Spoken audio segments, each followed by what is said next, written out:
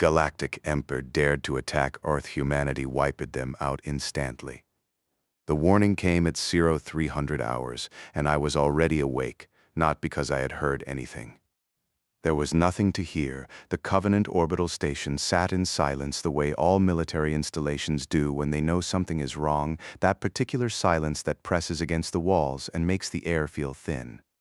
My name is Commander Cira Voss, and I was the ranking human officer aboard Covenant Station 7, one of 16 joint command posts scattered along what the Galactic Empire called the peripheral threshold. I was awake because 32 years of service had calibrated something in me that did not need a sound. My body knew before the alert did. I dressed without turning on the light. Which was their polite term for the edge of space where they believed civilization ended and something lesser began. We had been at the table for 11 years.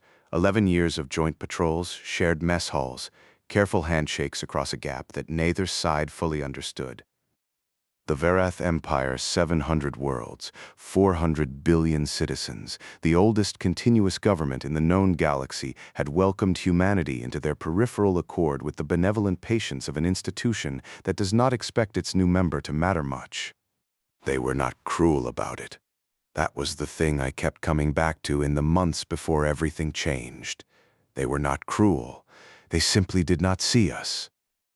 We were a species that had existed in space for 4 centuries, stumbling outward from one small blue planet, making noise and treaties and occasionally things that broke without explanation. We were, in the language of the Accord classification system, a Tier 4 emergent, which meant we were new, which meant we were watched, which meant we were accommodated in the way one accommodates a promising student who has not yet learned which questions to ask. I had read every word of our classification file. It was not unkind. It was simply written by someone who had done this 60 times. The station alert went red at 0317. I did not run. The operations deck smelled like recycled air and Varathcom resin, that particular chemical sweetness their translation units burned when processing rapid traffic. There was a great deal of rapid traffic. Sub-Commander Tail Orvos stood at the central console, his secondary arms folded tight against his torso, a Varath stress signal, the equivalent of a human pressing their knuckles white. He was the Empire's senior officer aboard 7, and in 11 months of working alongside him, I had never seen his secondary arms fold. Commander Voss, his primary voice was steady. His secondary voice, the harmonics underneath, was not. "Report," I said. 47 minutes ago, Varath's 7th expansion fleet entered the Sol system. I did not blink. Without notification, I said. Without notification, a pause. Without authorization under the peripheral accord. I looked at the tactical display. 43 ships. The smallest of them outmassed every human vessel in the system combined. They were holding position at the heliopause, the edge of our solar wind, the invisible border where the sun's breath stopped, not moving, not communicating, just present. The way a boot is present over an anthill, I studied the configuration. The formation was not an attack posture. I recognized that much from the tactical literature. It was a demonstration posture, ships arranged to maximize visual resolution on long-range sensors to ensure that anyone looking outward from Sol would see exactly how many of them there were and exactly what class each one carried. It was a message written in ship tonnage, and it said, "We are here, and we could if we chose, and we are not choosing, but we want you to feel the weight of the choice." I had read about this in the histories. I just had not expected to see it in my career. "Has Earth been notified?" I said. "Earth Defense Coordination has been transmitting on all Empire standard frequencies for 41 minutes. Tail's secondary arms tightened further. There has been no response from the fleet. The other joint stations, 7 through 14, have all confirmed visual. The Northern Patrol rotation intercepted the fleet signature approximately 80 minutes ago and transmitted alert to all stations simultaneously. Tail pulled up a secondary display. There's been no hostile action. No weapons hot, no targeting signals." He paused. "They are simply there." I looked at the display for another 3 seconds. Then I moved to my station. "Get me Admiralty Prime," I said, "and find out who authorized this. The answer to who authorized it came in 20 minutes, and it was worse than I expected. Fleet Admiral Corin Marath VII had authorized it himself. He was the Empire's supreme military commander in the peripheral sector, a title so senior that even the Accord's joint oversight structure blurred at his edges. The clarification they were seeking as it emerged across the next 6 hours of frantic communication between Teal's superiors and my own. He was, by every formal measure, the man who could decide unilaterally that a minor clause in a minor treaty with a minor species required clarification. Clarification. That was the word his office used. Was this? The 7th Expansion Fleet had received intelligence suggesting that 3 Earth defense vessels had violated the threshold boundary 90 days prior, entered Verith-designated survey space without notification. They had. I knew they had. It had been a navigation error. A junior officer on the Meridian had misread a coordinate update, corrected the course within hours when the error was flagged by automatic survey, and filed the appropriate incident report before the patrol was even complete. The Joint Coordination Office had received that report. They had reviewed it, acknowledged it, accepted Earth's formal apology, stamped it closed, and filed it in the record where closed incidents went to be forgotten. 3 ships, a few hours, a course correction, and an apology. Fleet Admiral Marath VII had decided it was not over. They want to renegotiate the Accord, said Director Yuna Ohashi, my superior at Earth Defense Coordination, her face very still on my comm screen. She was 6 hours away by signal lag. From a position of demonstration, I said nothing. The fleet is not attacking, she said. They are present. They are making clear that they could. I understand what they're doing, I said. Sierra. A pause. They have 43 ships. We have the 7 defense platforms and whatever the standing patrol rotation left in system. This is not a fight we. I know, I said. The legal team says we are technically in the wrong. The navigation error, however minor, was a Accord violation. They have grounds. Not good grounds, not proportionate grounds, but grounds. She pressed her hands flat on the desk in front of her. If this goes to the Accord Tribunal, we lose on the technicality. They won't take it to the tribunal, I said. You don't know? They didn't park 43 ships outside our solar system to take us to a tribunal, I said. Tribunals take years. This is a pressure play. They want a response in weeks. She was quiet for a moment. The diplomatic team is preparing a formal response. I need you to maintain your station, hold your Accord relationship with Sub-Commander Orvos, and stay out of the way. This goes above your rank. I did not say anything to that either. Sierra, I heard you, Director. I closed the channel and looked at the tactical display for a long time after the fleet stayed. Day 1, Day 2, Day 3. They did not fire, they did not advance. They answered none of Earth's hails and exactly half of the Accord's official communications, enough to maintain technical compliance with the treaty, not enough to actually engage. It was pressure applied with the precision of something that had done this before, to other species and other systems, across centuries of expansion. Fleet Admiral Marath VII was, I came to understand, very good at this. I spent those 3 days reading. I had been reading for 11 months, since before this fleet appeared. Since before Tail and I had developed the habit of eating lunch at the same table and arguing about patrol scheduling in a way that had slowly stopped being argument and started being something else. But I read differently now. I read the way you read when you know the exam is coming and you are looking not just for facts, but for the shape of the question. Marath VII's operational record went back 60 years.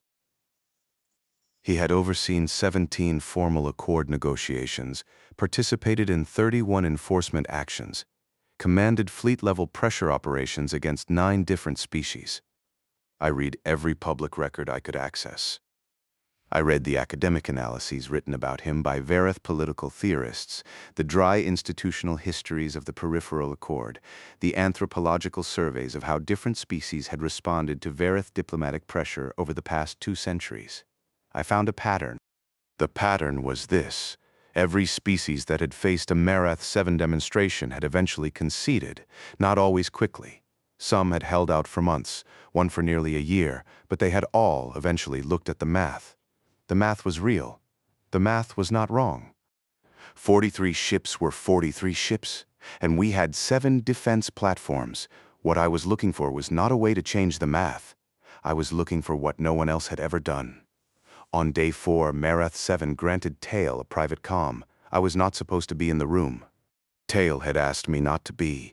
I had told him I would give him full privacy, and then I had stood outside the door with my hand flat against the wall, listening to the harmonics I could not understand, and waiting. When Tail came out, his secondary arms were so tight against his body, they had begun to model. "He wants a formal human representative," Tail said, "aboard the flagship tomorrow to receive the terms of renegotiation." I did not move. He specified rank. Tail said carefully, "Below flag officer. Active duty. Human. Not AI proxy. A beat." "That would be you," Tail said. "I know," I said. "Commander Voss." He stopped. His secondary arms released slightly, and I understood from 11 months of working with him that this was something like apology. I advised against this framing. I was overruled. "I know that too," I said. I went to the window at the end of the corridor. Outside, the stars were very still, and somewhere in that stillness, 43 ships were parked around my planet like a question that expected only one answer. I put my hand flat against the glass. I did not want to go. I want to be clear about that. There was nothing in me that relished walking onto a 7-kilometer warship to receive terms I had no authority to accept from a man who had been doing this since before my parents were born. I was not eager. I was not brave in the way stories make bravery sound, the feeling of certainty, the resolution like a door clicking shut. When the shuttle approached its hangar bay, I watched the scale resolve slowly, the way a mountain resolves when you have been looking at it as a shape against the horizon, and then suddenly you are close enough to see individual rock faces. What I felt was the specific cold clarity that comes when you understand what needs to happen, and you understand that you are the person who is going to do it. "I'll go," I said. The flagship was called the Undeniable. Of course it was. It was 7 kilometers long. And your body recalibrates what you thought distance meant. I watched the hull markings come into focus, the layered patterns of Verith military insignia that told a history going back 6 centuries. I watched the defense turrets track the shuttle with the automatic precision of systems so old they had been updated past the point of visible mechanism. I did not let the recalibration show. There were 12 Verith officers in the bay when I disembarked. Honor guard by the formation. Their armor was the deep blue gold of Verith ceremonial dress, and it was older than any human government. I had done my research. The specific pattern on the shoulder plates indicated 3rd campaign honors, a military engagement that had occurred before Earth had satellites. I was wearing my service uniform. One small human in gray among 12 tall blue-gold aliens who had been building empires, since before my species had stopped drawing on cave walls. I stood straight. I did not look up at the ship. The escort commander introduced himself. I do not remember his name. I remember that he looked at me the way you look at a minor administrative problem, the kind that is not worth significant attention, merely requires processing. The ship's interior was immense in the way of things designed to communicate immensity, high ceilings where human ships would have used that space for systems, wide corridors where a human crew would have used that space for passage. His eyes went from my rank insignia to my face to some middle distance that was neither, settling on a point that communicated, without effort, that I was being observed but not seen.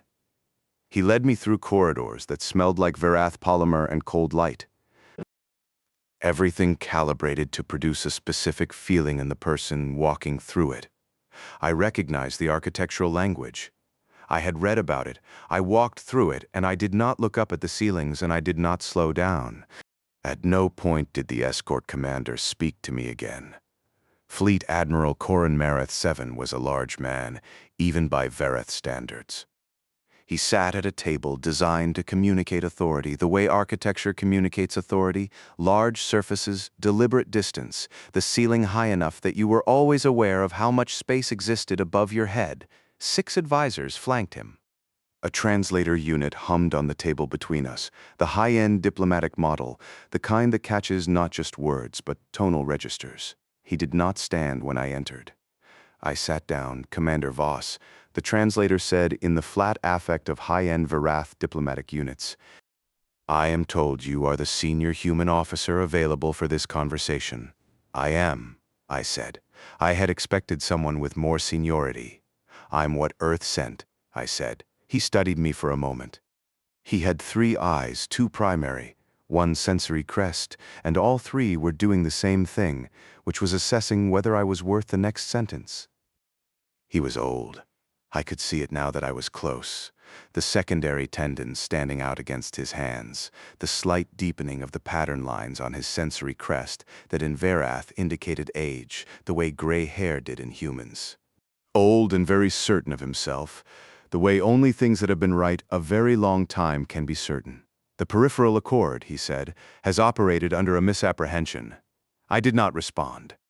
The incident 90 days prior, your vessels in Varath survey space was not, as your government characterized it, a navigation error. He folded his primary hands on the table. They were very large hands corded with the secondary tendons that Varath developed in old age. He was very old.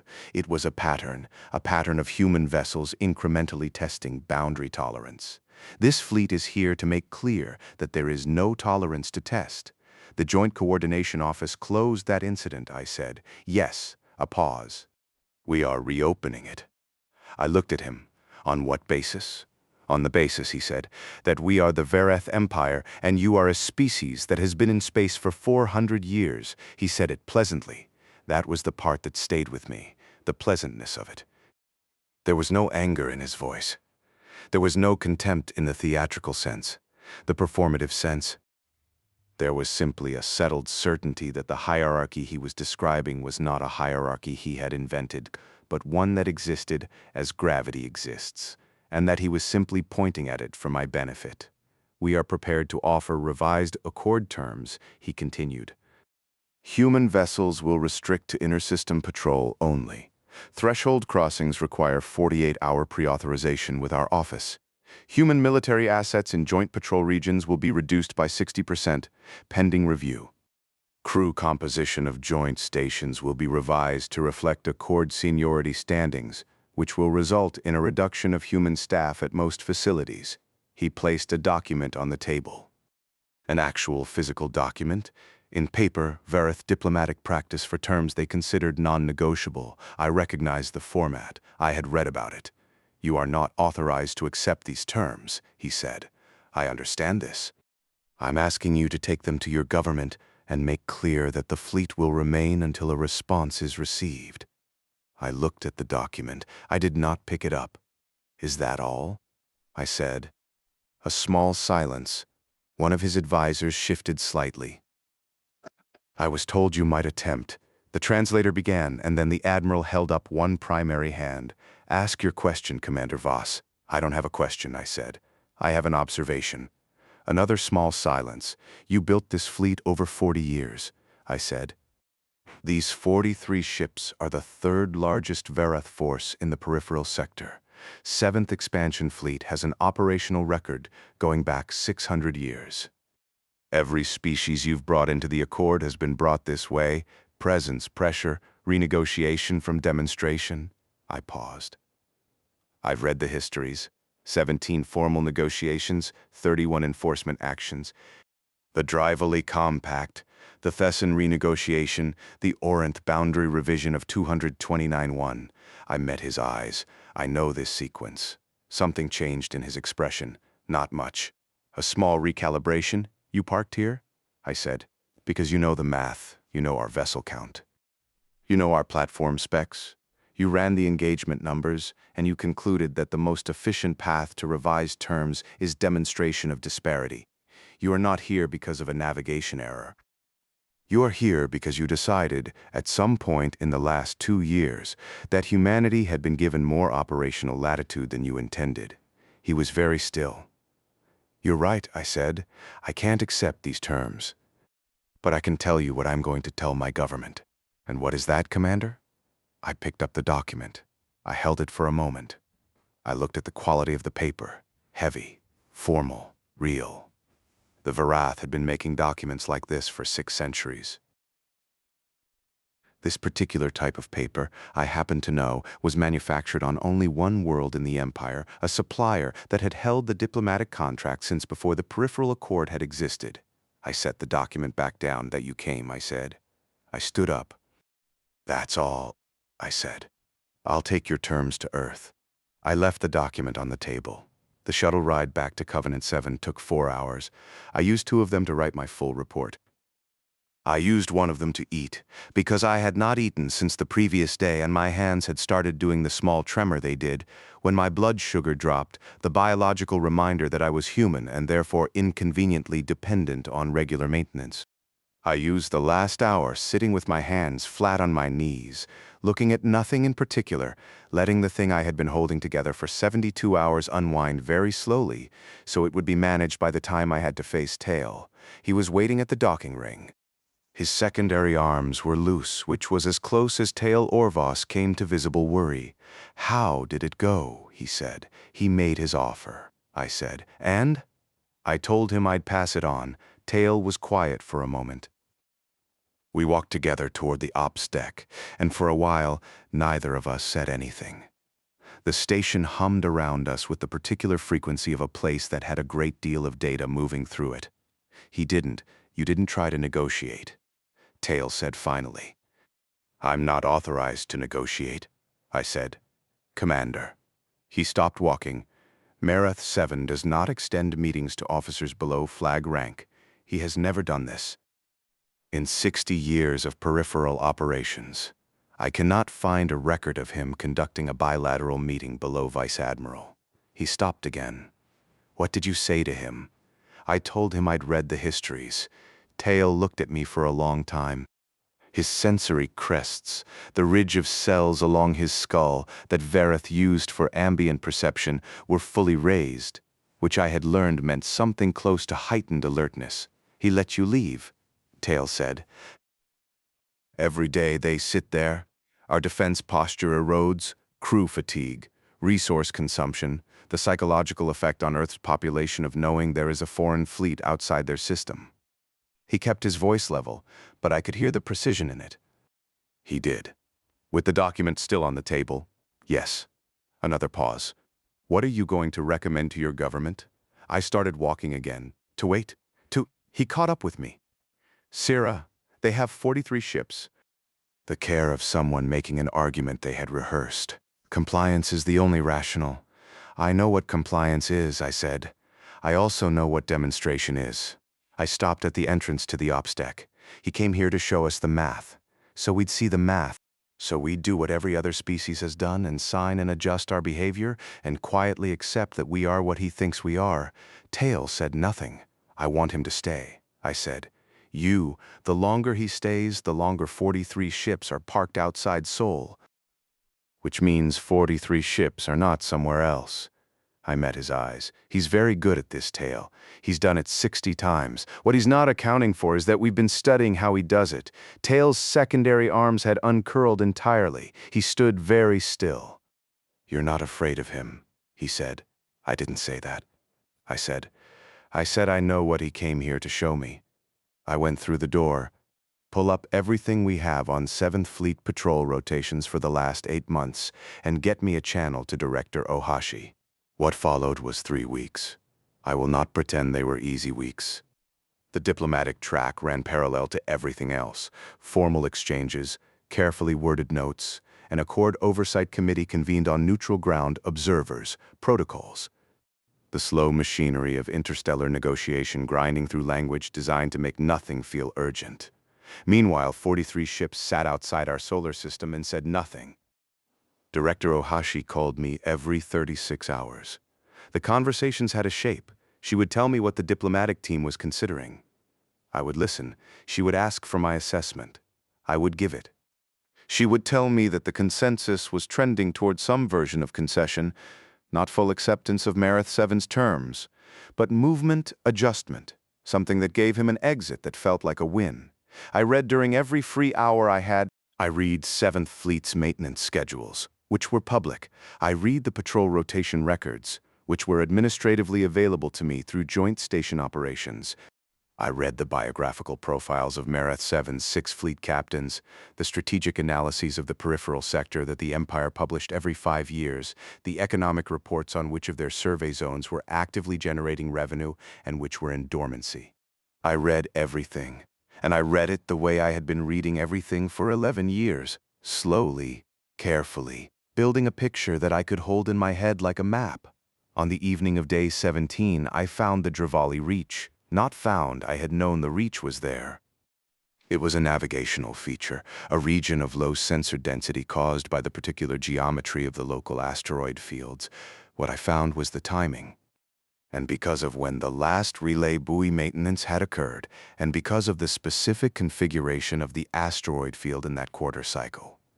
The 9th Border Patrol, a routine Verath operation, logged and scheduled 18 months in advance, would pass through the Reach in 11 days. And because of an administrative gap in the monitoring schedule that had existed for 2 years, and apparently no one had flagged, the 9th Patrol's position during its Reach passage would be unverifiable by independent sensor for a window of approximately 40 hours. It was the kind of thing you would only find if you were reading very carefully. If you were reading the maintenance schedules and the patrol logs and the administrative records, all at once, cross-referencing against the astronomical data that was also public, also available, also there if you looked. I sat with it for a full day before I understood what it meant. On day 19, I told Tale. We were in the small conference room off the OP's deck, the one with the window that looked toward the planet, distant enough that it was still the size of a thumbnail, blue and white and unhurried. I had a cup of coffee. He had whatever Verath drank that smelled like copper and did something similar to what caffeine did for me. We had been meeting here for lunch for 8 months. The Dravali Reach, I said. Yes. He had the data pulled on his side of the table. Standard rotation. Survey marker verification, boundary confirmation, they passed through the Reach, I said. Every 4 months, in 11 days, he was quiet. And the Reach, I said, is not monitored by anything except the standard relay buoys, which were last updated, Tale said slowly, 2 years ago, which means the Reach has a sensor shadow, I said. A window of approximately 40 hours where independent verification of position is not possible, Tale said. He looked at me. His secondary arms had gone very still. You cannot be suggesting what I think you're suggesting. I'm not suggesting anything, I said. I'm observing, Commander Voss, Tale. I looked at him. He came here to park ships outside my planet and demonstrate disparity. He has done this 60 times. He has never once been shown that the species he is pressuring was watching him as carefully as he was watching them. Tale's secondary arms were tightly folded. If you use this information, I'm going to tell Director Ohashi to tell the diplomatic team to issue a formal notice, I said, in writing on record through official accord channels, that during the 9th Patrol's passage through the Dravali Reach, Earth Defense has become aware of a sensor gap that could create unintentional confusion about ship positioning. In writing, that notice, he said carefully, would make it known to Fleet Admiral Marath 7 that Earth Defense has been reading Verath deployment schedules with enough precision to identify sensor shadow windows in a patrol route that has never been formally shared, yes, and that we wanted to flag it proactively in the spirit of accord transparency to prevent any misunderstanding. Tales stared at me. That's all, I said. That's the whole thing. A notice. A flag, I said. And that we are flagging it, he said, rather than using it. Demonstrating. I said that we could, and chose not to. The silence in the room was very complete. Outside the window, the stars were still. The thumbnail of blue-white Earth hung in the dark, patient and small. He'll know, Tale said finally. Yes, I said. He'll know that you know, Tale said. That you've been watching, that you found something he didn't think you'd find, and that instead of, he stopped. Instead of using it, I said. We told him. Tale picked up his copper drink. You are gambling, Tale said, that the second option is more likely.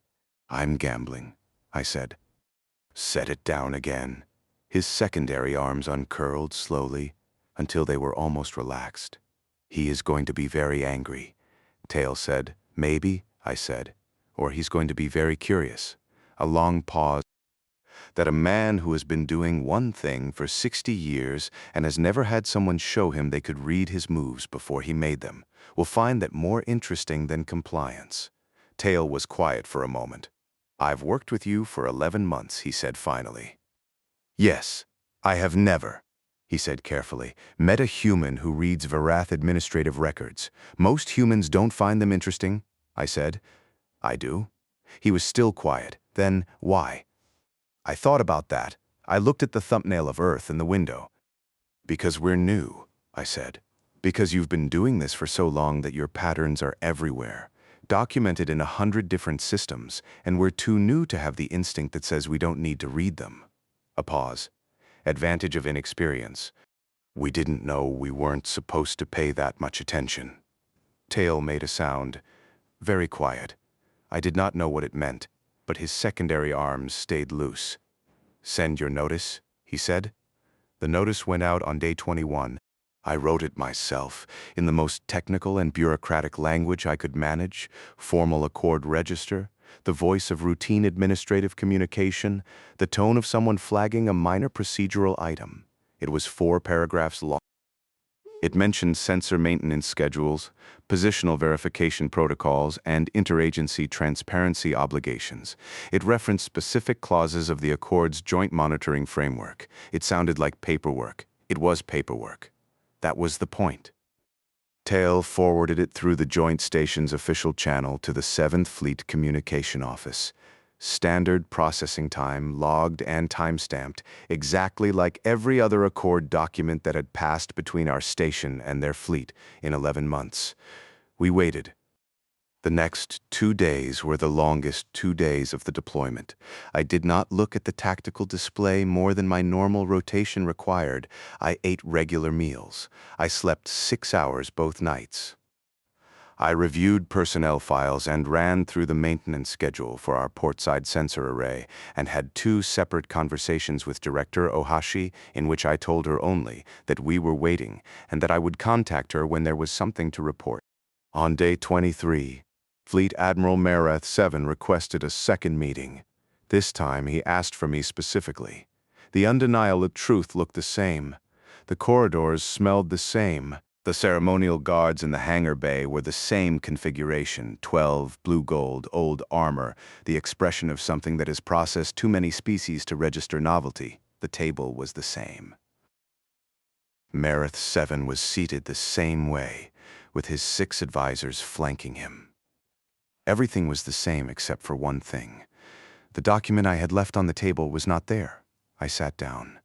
He looked at me for a long time.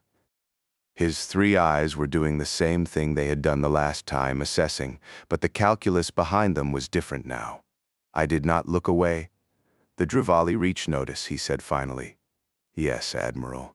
You read our patrol schedules? The public portions, I said. And the operational data that passes through joint station systems during normal Accord administration? We weren't looking for anything specific. A pause. We just read carefully. Something moved across his face, not anger, not surprise exactly. Something more like interest, the specific kind of interest a person shows when something they did not expect appears in a category they thought they understood. You found a sensor gap, he said. We found several, I said. That one seemed most relevant to flag. His advisors were very still. You could have used it, he said. Filed a report claiming unauthorized Vareth presence in a monitoring impaired zone. It would have been technically defensible. Created a formal incident. Required an inquiry, he paused. Leverage. Yes, I said. Why didn't you? I thought about how to answer that. I had been thinking about it since the morning I sent the notice. Because you came here to show us what you are, I said. And I thought it was more useful to show you what we are. A long silence. And what are you? He said. We've been in space 400 years, I said. You're right about that. We are new. Our ships are smaller. Our history is shorter. We have made every possible mistake that a new species can make, and we have made several that nobody had made before, and we will make more. I met all 3 of his eyes, but we have been paying attention the entire time. He was quiet. "You've done this 60 times," I said. "You know every move in this sequence. Presence, pressure, terms, concession. The species signs and adjusts and accepts the new shape of the relationship. It's efficient. It works. You've refined it over 60 years, and it works because every species you've done it to concluded that the math was the only thing that mattered." I kept my voice level. "We've been studying every one of those 60 cases for the past 2 years. The navigation error your intelligence flagged 3 of our vessels 90 days ago, that wasn't a pattern. That was 3 officers doing paperwork incorrectly. But your intelligence concluded otherwise, and we read that conclusion in your deployment orders 6 weeks before this fleet arrived." His secondary voice, the harmonics under his translator, had changed. I did not know what it meant precisely, but it was different from before. "You knew we were coming," he said. "We suspected," I said. "We read the signal in your logistics traffic, and we increased readiness. We didn't know the scale until you arrived." A long silence. "You came here to make a point about disparity," I said. "And we have been watching you with both eyes open for 11 years, reading everything you made available and a significant portion of what you didn't. I'm telling you that the disparity is real. Your ships are bigger, your history is longer. Your empire has been doing this since before my species invented writing." I did not blink. "And the reason I'm sitting across from you right now instead of someone with more seniority is not because Earth couldn't send someone better. It's because they sent the officer in this region who has been reading your operational history for 11 months. I stopped. He was looking at me with all 3 eyes and not saying anything. "I am not," I said, "what you came here expecting." The room was very quiet. One of his advisors made a small sound, the Varath equivalent, I thought, of a restrained breath. Mareth 7 did not look at the advisor. Finally he said, "The revised accord terms are not something my government will sign," I said. "Not because of the content, though the content is objectionable. Because of how they were presented. The physical document is a diplomatic norm." One of his advisors said, "The first any of them had spoken. It signals that the terms are non-negotiable." I said, "Yes, I know that too." Another silence. "What would your government sign?" Mareth 7 said. I had been waiting for that question for 23 days. I had been building the answer since the morning I got on the shuttle the first time. "A joint sensor maintenance protocol," I said, "covering the peripheral threshold, both Varath and human monitoring assets. Collaborative, formally administered, staffed by officers from both sides." I paused. "Which would, as a practical matter, require regular information exchange about patrol routes, deployment schedules, and positional data." He understood immediately. I could see it. "You would have access," he said. "Formally." "Both sides would have access," I said. "Formally." "You're asking me?" Mareth 7 said slowly, "To formalize a relationship in which we share information that currently flows only one direction. I'm asking you to formalize a relationship," I said, "to the same information." "That is not," one of his advisors began. He held up a hand. The advisor went quiet. "That acknowledges we have been reading your public data for 11 years, and that this is not going to stop." A long moment, "And in exchange," he said. "In exchange, you get what you actually want," I said, confidence that the navigation error won't happen again. "A formal structure that prevents unauthorized threshold crossings, accountability mechanisms on the human side." I paused. "And the knowledge that when we find something we could use against you, we flag it instead of filing it." The room was so quiet I could hear the environmental system cycling. He looked at me for a very long time. "You are," he said finally. "Very strange. I've been told," I said. He did not agree that day. I had not expected him to. He agreed on day 29 through a formal communication to the Accord Oversight Committee, using the precise language I had drafted with Director Ohashi and Tail over the preceding week, the Joint Sensor Maintenance Protocol. Bilateral data access, both sides. The framing was careful. Both governments needed language that allowed them to describe the agreement as a win, and the drafting took 6 days and 4 rounds of revision, but the language held. The fleet departed on day 31, 43 ships. The same way they had come, no fanfare, no announcement, no public statement. They simply were not there anymore when I looked at the tactical display at 0600. The heliopause was empty. The sensor ghosts of 7-kilometer hulls faded through the medium range, then the long range, then resolved into nothing against the normal background noise of deep space. Tail came to find me. I was at the window at the end of the ops deck corridor. The stars were very still. "They're gone," he said. "I know." He stood beside me for a moment. His secondary arms were relaxed. "He's going to spend a year thinking about this, probably. He's going to come back, probably," I said. "But next time he'll call ahead." Tail made a sound that was not quite a laugh. It was close, though. Closer than I had heard from him before. "The protocol," he said. "The data sharing," he paused. "You knew he would accept it." "I knew he might," I said. "He's spent 60 years being very good at something. People who are very good at something are curious about other people who are also very good at it. You showed him you were good at it. We've been good at it for 11 years, I said. I just let him see it." Tail was quiet for a moment. Then, "Can I ask you something?" "Yes." "When you left his document on the table," he said, "the first time, and walked out." A pause. "Were you afraid?" I thought about the long walk through those corridors, the cold polymer smell, the escort commander who had not looked at me twice, the architectural language of a ship designed to make visitors feel small. "Yes," I said, "but you didn't." "No," I said. He was quiet. "We've been afraid for 400 years, I said.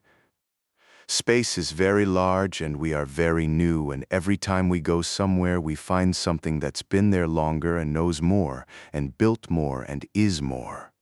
I looked at the stars. We went anyway. Tail said nothing. He looked out the window with me. Far out there, somewhere in the direction of the inner system, Earth turned the same way it always had, unaware of most of what had happened out here, blue and patient and small enough from this distance to hold between two fingers. "That's the whole thing," I said. "That's all it ever is. You go anyway." The stars held still the way they always do. Outside the window, the last sensor ghost of the 7th Expansion Fleet faded from the display. The tactical readout returned to its normal configuration, 7 defense platforms standing patrol, the quiet machinery of a solar system going about its business. I did not need 5 seconds. I only needed 1. The Joint Sensor Maintenance Protocol was signed 6 weeks later.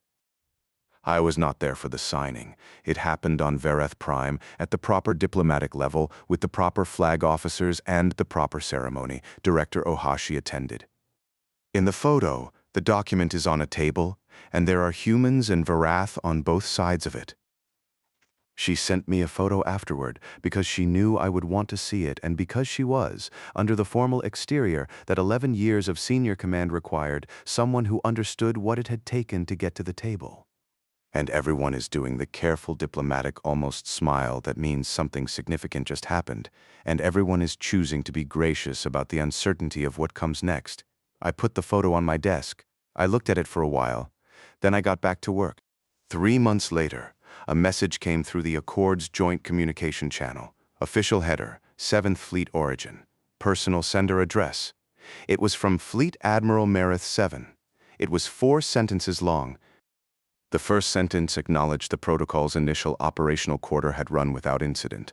The second sentence noted that the sensor data had already identified 2 navigation routing inefficiencies on the Verith side that had gone undetected for over a decade. The third sentence said, "I understand. Now why you left the document on the table." The fourth sentence said, "We will see you next review cycle." I read it twice. Then I filed it in the official record where it belonged, with all the other documents that had passed through this station in 11 years of joint operation.